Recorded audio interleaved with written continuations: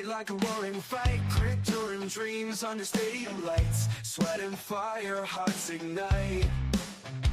Evening sports buffet, with the Ginch replay. Highlights while scores collide, it's the riot live tonight.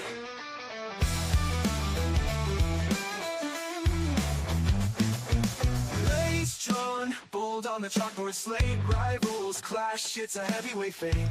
It's Halloween week, ladies and gentlemen. Anywho, a lot happened this weekend. You watched the games yesterday in the NFL, you watched the college stuff. Yesterday's NFL games were fucking abysmal. Pardon my French. Just abysmal. I have thoughts on that. Brian Kelly at LSU getting fired in the 8 o'clock hour. Stephen Body Right. I will have vintage LSU come on to discuss that. Thank you to the Ginch Quartet for the song. But hello. Don't forget on Saturday, fall back. Yes, it's that time of the year again where right now next week it'll be 6 o'clock instead of 7. It'll get dark at 5 o'clock and it blows. For those of you golfers out there, you will probably have to set your tee time no later than noon to get 18 in. Well, welcome to Early Evening Sports Buffet with the Ginch. I am Sid Ginch, Ryan Neff. Some news and notes from around the world in sports before I get into anything else.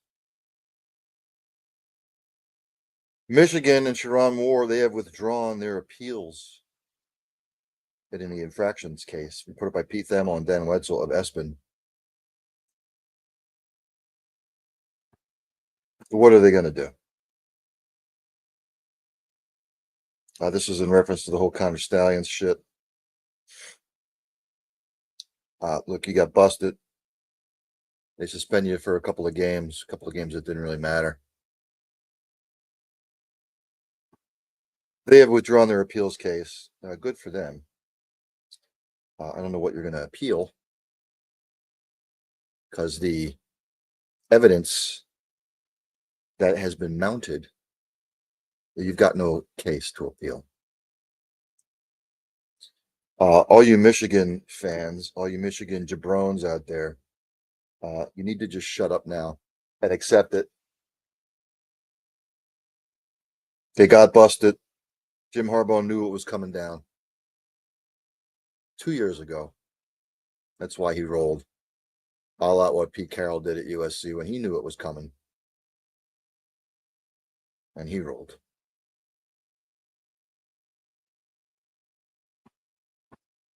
Minnesota Vikings quarterback Carson Wentz, he is having season-ending shoulder surgery. If you saw the play which he got hurt, he played through it.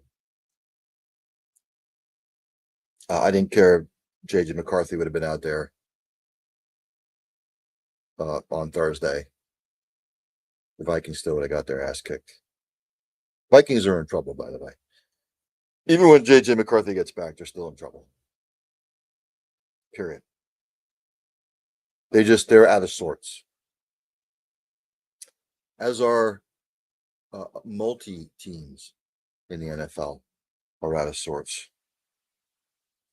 So he's having season-ending surgery. Ex-NFL star Adrian Peterson, reported by the Associated Press, he is still in jail after DWI arrest. I don't know what happened to Adrian. Yo, Adrian, what's the deal? His life has kind of spiraled out of control the last couple of years. He remained in jail on Monday after being arrested a day earlier in a Houston suburb on charges of driving while intoxicated and unlawfully carrying a weapon, according to authorities.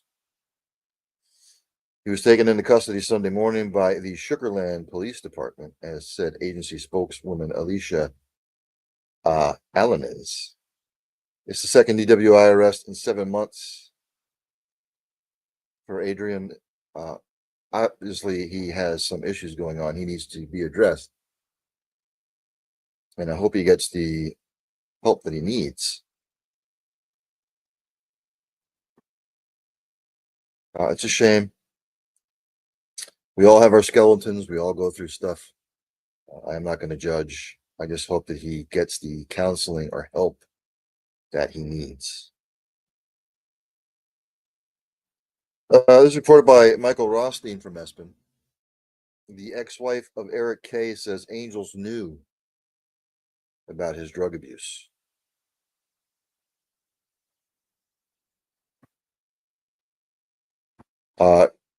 She's basically said the organization was aware of his drug abuse multiple times before K supplied the drugs that killed Angels pitcher Tyler Skaggs in 2019.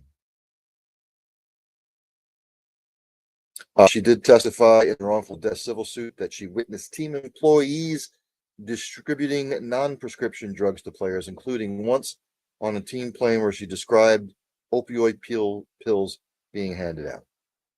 Her testimony was repeatedly interrupted with objections by team attorneys. And I'll just read this verbatim. Camilla K's testimony refuted that of the first two witnesses of the trial, Eric K's ex-boss Tim Mead, the former director of communications, and Angels traveling secretary Tom Taylor. Mead and Taylor both testified that they were not aware of K's drug use and whether he was providing drugs to players until after Skaggs' accidental overdose death in the Texas hotel room 2019. What are they going to do? You're just going to blatantly admit it? Again, when we're young, we're told not to lie. Tell the truth. The truth will set you free. But when we grow up and we find ourselves in certain situations, what do people tell you to do? Shut up. Don't tell the truth. Keep your mouth shut. That's just what we're told.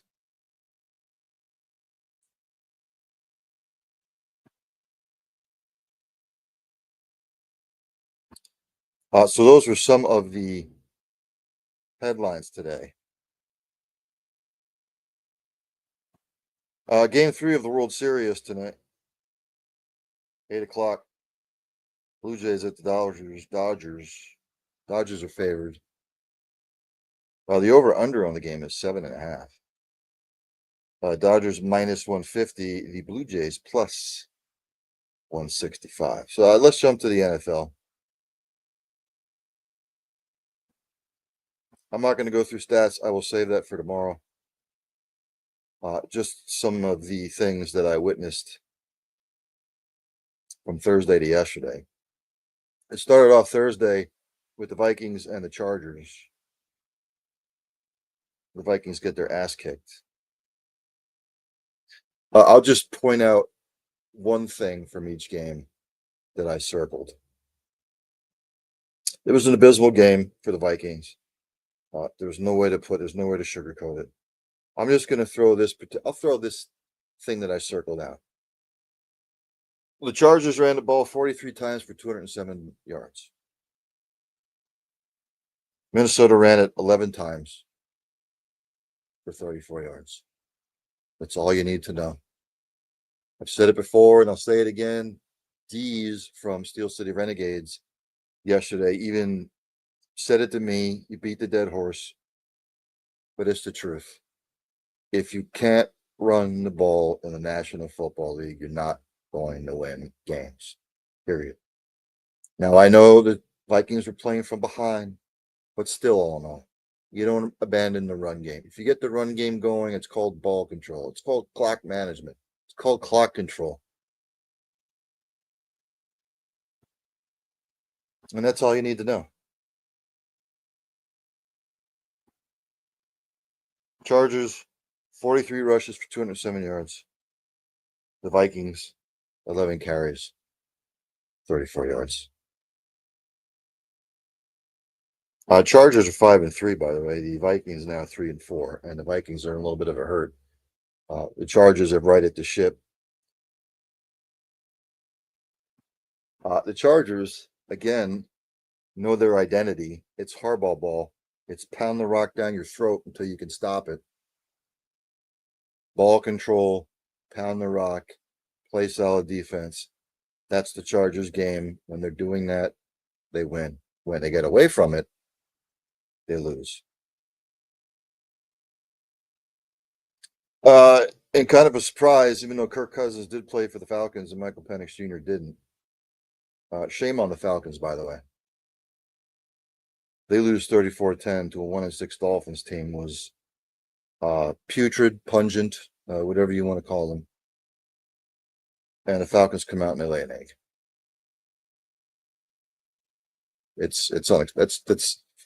I've put on social media over the last couple of weeks that the NFL is getting hard to watch. It's becoming unwatchable. The refereeing it stinks. And you never know which team will show up from week to week. This was the Falcons team that went up to Carolina and got their ass kicked. And again, I circled it. Atlanta ran the ball 17 times for 45 yards. Bijan Robinson, 9 carries. What are you paying him for if you're not going to use him?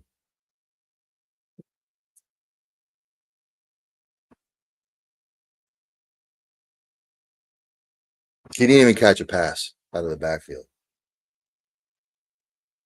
He had 9 touches. Dolphins ran the ball 37 times for 141 yards. Falcons 17 for 45. That's all you need to know. As much it is a passing league,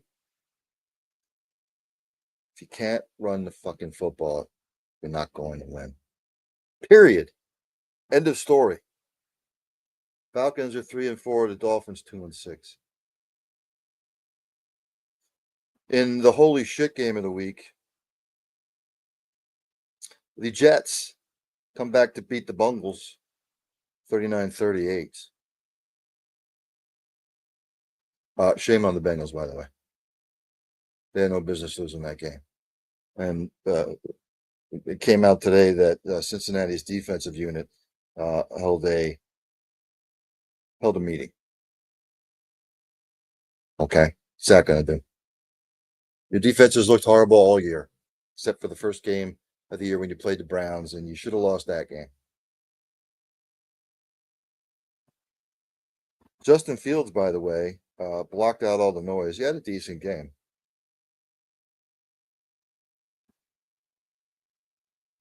But again, I circled it. New York ran the ball 37 times for 254 yards. Cincinnati 23 for 181. But New York won the rushing battle, by the way.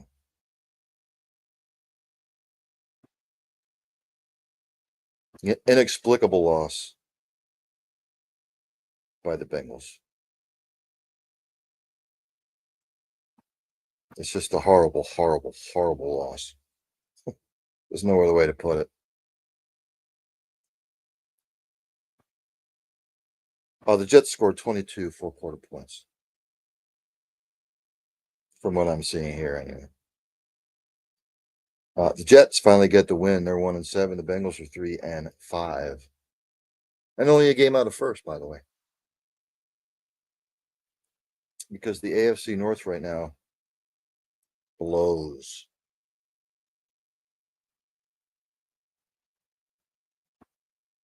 As we follow the bouncing ball,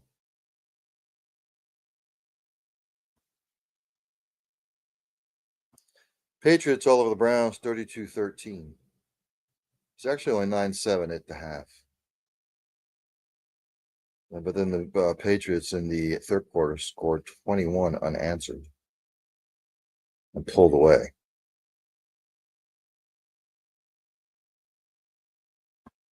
Again, I have it circled. Now, Dylan Gabriel threw 2 interceptions, which didn't help. Quinshon Judkins got hurt, which didn't help. And I know it was only 9-7 at the half. And I've circled it again. New England ran the ball 35 times for 177 yards. Cleveland ran the ball 16 times for 68 yards. This is not rocket science. It's really not.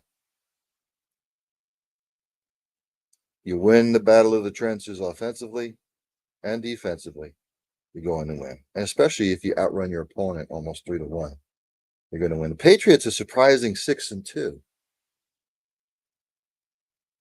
I did not see that coming. I knew that they would be improved, just not to this extent. Browns 2-6. Browns still searching for answers. Eagles all over the Giants in the second game of their stint. Cam Scatterboy with that horrendous injury.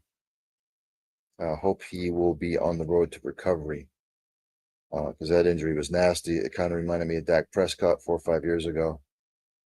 It was the same thing. It's going to take him a long time to come back, but he'll be back. The Giants look lackluster after that. It was 7-7. It was 7-7. Scatterbo, they were down 14-7. Scatterbo got hurt, and then it was all she wrote. Eagles win 38-20. Again, I'm going to circle this again, like I did. Philadelphia ran the ball 33 times for 276 yards. New York ran the ball 21 times for 68 yards. And the Giants' secondary was nowhere to be found as Jalen Hurts passed for 4 touchdowns. Eagles are 6-2 atop the NFC East. The Giants now 2-6. I would say that the Giants are probably in the market for a running back. I know they had Tyrone Tracy, XYZ. They will be going after whoever can try to fill the void of Scatterbo. The Bills hammered the Panthers 40-9. Just pathetic. I know Bryce Young didn't play for the Panthers, but for the holy Jesus, they were just god awful. The ass whooping from the get-go. Wasn't close. And again, James Cook, 19 carries, 216 yards, 2 touchdowns. Buffalo ran it 35 times for 245 yards. James Cook and Josh Allen had 2 rushing touchdowns apiece. Carolina ran it 28 times for 114 yards. Andy Dalton was sacked 7 times. It was a bludgeoning period. Carolina turned it over 3 times. XYZ. It's just a bad showing by the Panthers. Panthers are still 4-4. The Bills are 5-2. Looking up at the Patriots by a half game. I called this one. I said Baltimore would beat Chicago because I just don't trust Chicago. And Lamar Jackson will be back for Thursday night's game, by the way. Or did what they had to do. Baltimore knows what their identity is. Again, I'm going to circle this. Chicago ran it 23 times for 96 yards. Baltimore 35 for 177.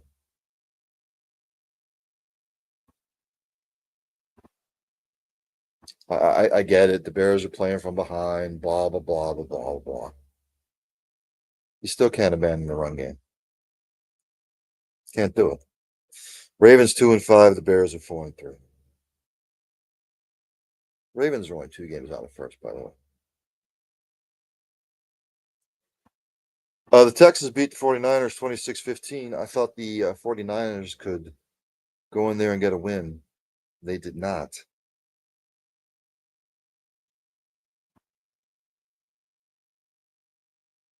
Again,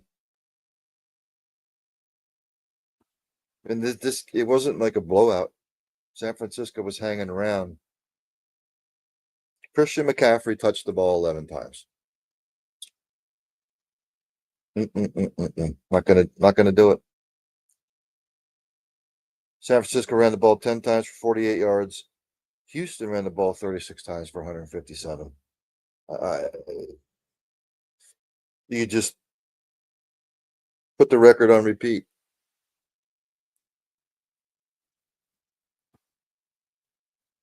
The Texans with a huge win.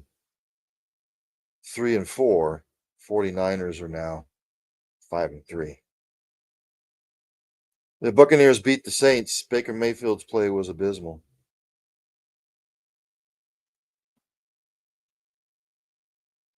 This game sucked, by the way. It was just this one was hard to watch. Neither team could run the football.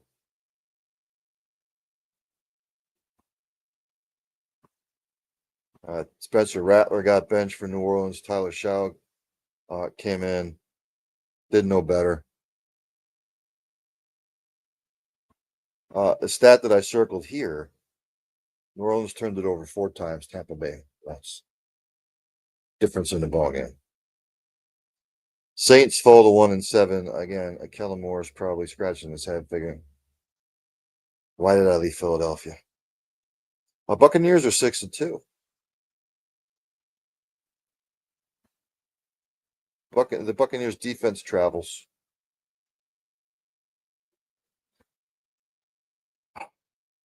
Broncos beat the Cowboys down 44-24. Dak had his worst game of the year. He threw 2 picks. Bo Nix looked like John Elway. He threw for 4 touchdown passes. Dallas's defense, they suck out loud, by the way. Broncos have one of the better defenses. Dallas tried to run the football. It was respectable. Denver won that battle.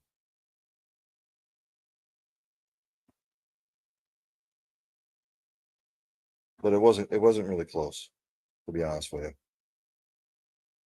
you. Denver pulled away.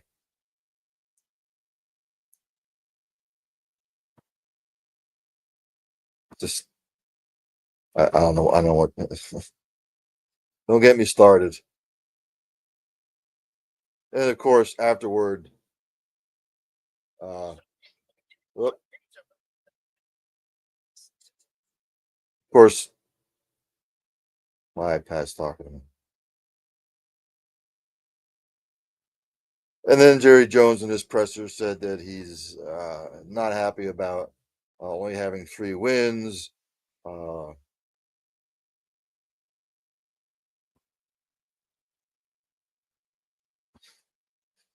I've run out of superlatives. By the way, this will bring me to my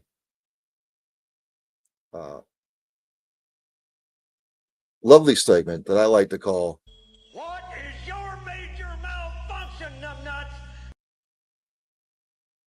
Jerry said in his presser, I'm not happy at all with winning 3 ball games at all. Can we play better? Of course, we can play better. No shit, Sherlock. If I saw a proposition for us to help this team, no matter what this score was today, then I would look at it on the merits of helping this team. And if you're talking about trading for a player or trading a player, I would completely look at it on the merits of the team, both for next week or the weeks after or for the longer term. Today would not affect the decision on trading for a player.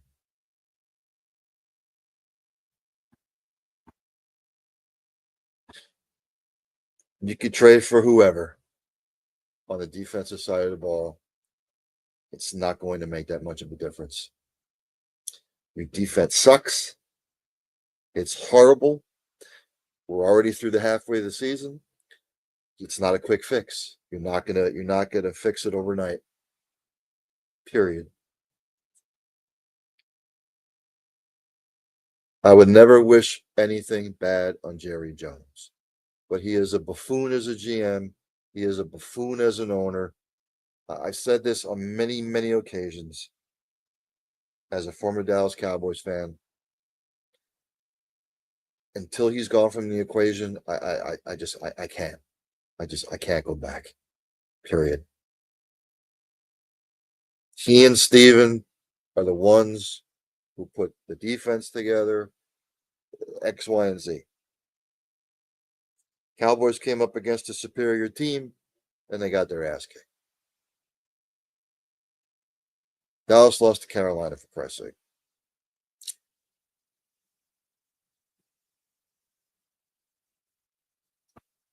Of course, Brian Schottenheimer was trying to do the politically correct thing.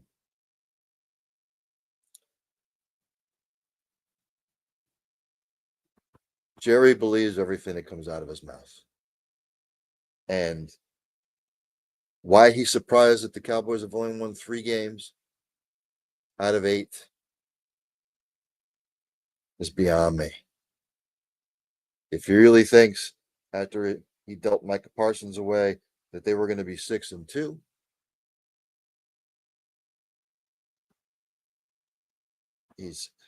I will say this to Dallas fans across the globe.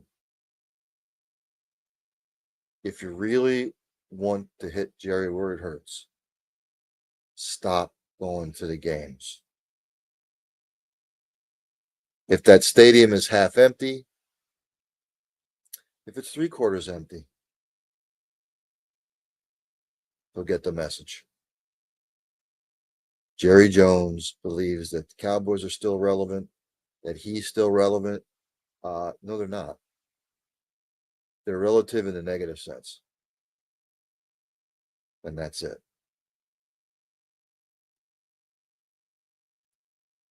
Jerry has shoved the red hot poker up Cowboys Nation's ass for 30 years. And it will never change. Never change. Cowboys are 3-4-1. The Broncos 6-2. Broncos seem to have righted the ship.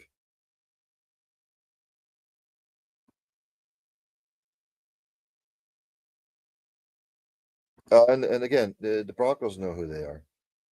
You run the football with that defense, they're going to be a tough out. The Colts, best team in football right now. They're 7-1. They beat the Titans 38-14. Wasn't close. It was a beatdown. The Titans are abysmal. Daniel Jones continuing to have a stellar year.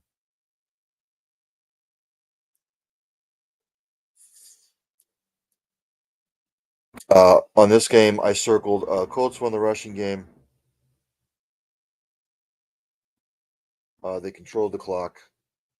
And then my Verizon pad is going to shut down on me for no apparent reason. So I've got to resort to my phone. Sorry about that. Look, the Colts know who they are. When they can run the ball with Jonathan Taylor, play solid defense. They're tough. I was off on the Colts this year. Big time. Colts 7-1, Titans. They are 1-7. Excuse me. And then last night's game, the Packers with a big win on the road, spoiling Aaron. It wasn't really a revenge game for Aaron Rodgers. I thought Pittsburgh maybe would pull it out. Pittsburgh defense, they're bad. Deez and I from Steel City Renegades. I switched my pick at the last minute. I took the Steelers, so I just figured Sunday night in Pittsburgh, Acrisure Stadium, whatever the hell they call it now. But the Steelers, their defense is not a quick fix either.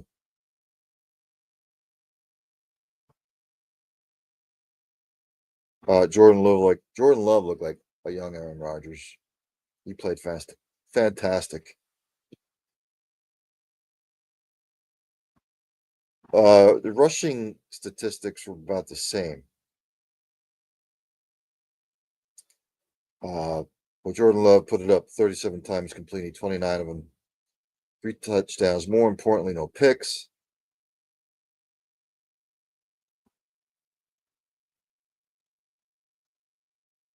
If I had to circle a statistic like I did last night, the Steelers were 1-10 on third down. Packers were 5 of 12. Ladies and gentlemen, if you're 1-10 on third downs, you're not winning, unless the other team is 0 for 11. or just as bad. But the Packers with a huge win. This division is going to come down to the Packers and Lions in the NFC North. Green Bay 5-1-1. Pittsburgh 4-3. Pittsburgh has a lot of issues. Green Bay, again, they know who they are. Balanced offensive attack, and solid defense. Again, I had to resort to my phone here because the Verizon pad died. Let's go to the NBA standings, shall we? Actually, I'm not even going to go through the standings yet because some teams have only played like 2 games, others 3. Scores from yesterday. The Spurs beat the Nets 118-107. Victor Wembanyama continues to impress. 31 points, 14 rebounds yesterday.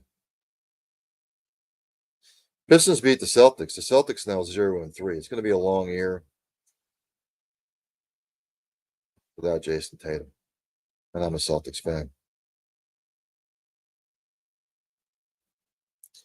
Jaylen Brown had 41 points for the Celtics. On the Pistons side, Duran for the Pistons, 24 points, 18 rebounds. Thompson for the Pistons, 21 points, 12 rebounds. Cavaliers beat the Bucks 118-113. The Bucks, Giannis had 40 and 14 rebounds. For the Cavs, you had Eric Mobley with 23 points, Donovan Mitchell with 24. The Heat beat the Knicks 115-107. For the Knicks, Jalen Brunson with 37 points. Cat added 18 rebounds. For the Heat, Adebayo, 19 points, 13 rebounds. Hornets beat the Wizards 139-113.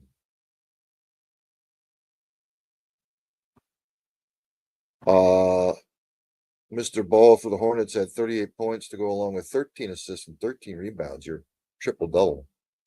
For the Wizards, CJ McCollum, 24 points. Timberwolves beat the Pacers 114-110. The Pacers off to a 0-3 start. For the Pacers, Pascal Siakam, 33 points, 10 rebounds. And for the Minnesota Timberwolves, Rudy Gobert, 14 points, 18 rebounds. John Randall, 31 points. Mavericks beat the Raptors 139-129. For the Raptors, Scotty Barnes, 33 points, 11 rebounds. For the Mavs, Anthony Davis, 25 points, 10 rebounds. Clippers beat the Trailblazers 114-107. For Portland, Avdija, 23 points. For the Clippers, Kawhi Leonard had 30 points and 10 rebounds. And the Lakers beat the Kings 127-120. For the Lakers, DeAndre Ayton, 22 points, 15 rebounds. Austin Reeves, have a day, 51 points, 11 rebounds. For the Sacramento Kings, Zach LaVine had 32 points. On the slate today, heavy slate. Celtics at the Pelicans, Raptors at the Spurs. Right now, the Cavaliers and Pistons tied 24-24 in the first. 76ers up in the Magic, 28-18 in the first. Later on, Hawks, Bulls, Nets at the Rockets, Thunder at the Mavs, Suns at the Jazz, Nuggets at the Timberwolves, Grizzlies at the Warriors, Trailblazers at the Lakers.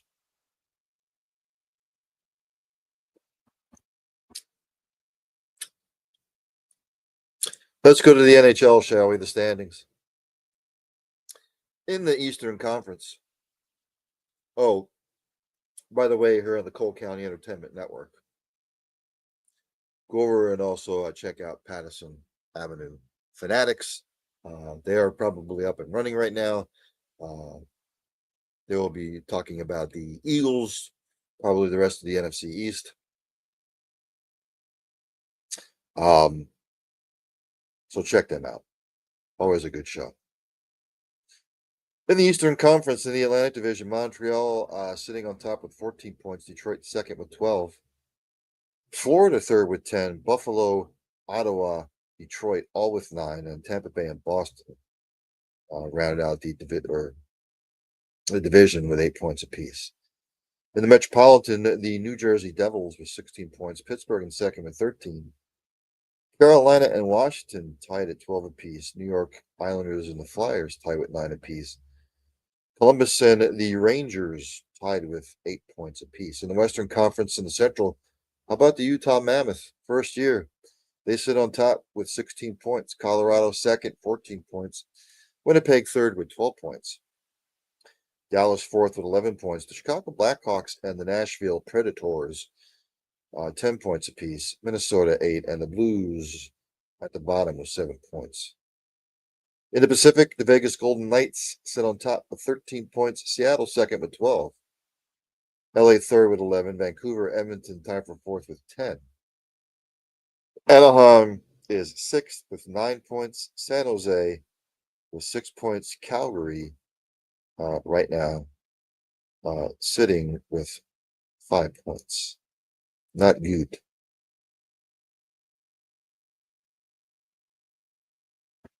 Only 2 games on the slate today. The Penguins up on the Blues in the first 2-1. Bruins and Senators should be dropping the puck here shortly.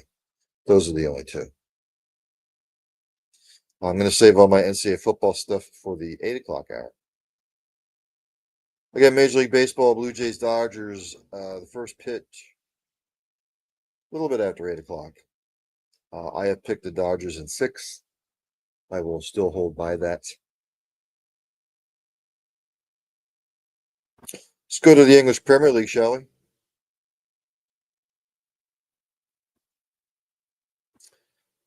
It all kicked off on Friday. Leeds beat West Ham 2-1. On Saturday, Chelsea with an inexplicable loss to Sunderland, 2-1. Newcastle beat Fulham 2-1. Man United all over Brighton 4-2. Brentford over Liverpool 3-2. Then yesterday, Arsenal beat Crystal Palace 1-0. Bournemouth over Nottingham Forest 2-0. Aston Villa with a big win over Man City 1-0. Burnley over Wolves 3-2, and Spurs all over Everton 3-0.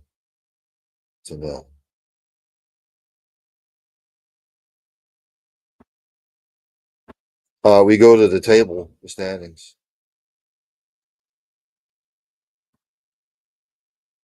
Arsenal sits on top right now with 22 points. Bournemouth, surprisingly, second with 18 points. Tottenham third with 17. Sunderland has 17 points. Man City and Man United are 5th and 6th with 16 points respectively. Liverpool and Aston Villa 7th and 8th, 15 points respectively. Chelsea is 9th with 14 points.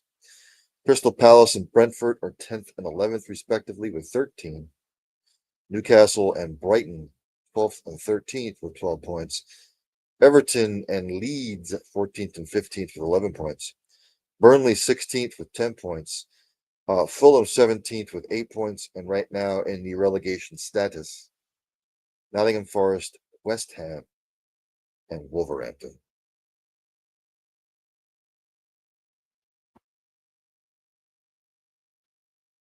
The NASCAR Cup Series, ladies and gentlemen. The Final Four is set for next week out there in, I believe, Phoenix. All you need to know is William Byron won the race. And your Final Four for next week, I believe, are Chase Briscoe, Denny Hamlin, Kyle Larson, and William Byron. So you basically have two Hendrick Gibbs cars, or I'm sorry, two Gibbs and Hamlin cars, JGR, and you have two Hendrick cars. I would say that Denny Hamlin is going to win his first NASCAR championship. Could be wrong. The Blues have tied it up with the Penguins in the first. It's 2-2.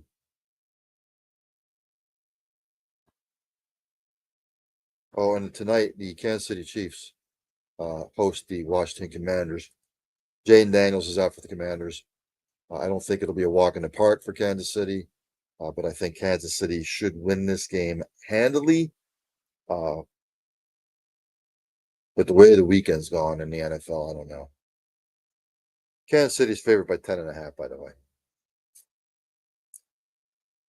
If the Kansas City team, if that team from last week shows up this week, Commanders are in for a long night.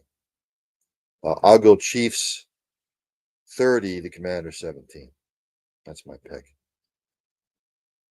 Kansas City, a hefty favorite. Washington plus 500, by the way. You throw a couple of bucks on that. If Washington wins, you're set for the week. So again, I'm going to end it there. Like I said, coming up at 8 o'clock, Student Body Right, I will get into all things college football. Mr. Vintage LSU will be joining me to talk about what went down with Brian Kelly, where LSU turns now. It's just the era of college football that we live in. I would be hard-pressed to say that ADs and presidents of these universities are not going to pay out the big bucks for hefty contracts anymore, because it's really not going to pay the university. Boosters and whatnot, they can afford buyouts, but after what's happened with James Franklin, Brian Kelly, Billy Napier, etc., if coaches are going to be looking for huge paydays with buyouts like they've been, I don't think that's going to happen. But what do I know? The presidents, ADs, the universities, they want to shell out the big bucks to bring in coaches. They've got nobody to blame but themselves. Again, as I always end, practice compassion, practice empathy, have passion for what you do. Hug somebody, it might make their day. Tell somebody you love them. You might not get a second chance. For God's sakes, if you see somebody struggling for whatever reason, inquire, ask questions. You might not just be saving a life, you might be saving multiple lives. Enjoy the World Series. I'll see everybody at 8 o'clock on the Cole County Entertainment Network here. Go over and check out the Patterson Avenue Fanatics on the Cole County Entertainment Network. There's only one thing left to do, and that's for Dandy Don to take me out. Turn out the lights, the party's over. They say that all good things must end. Call it a night, the party's over. And tomorrow and next year starts the same old thing again.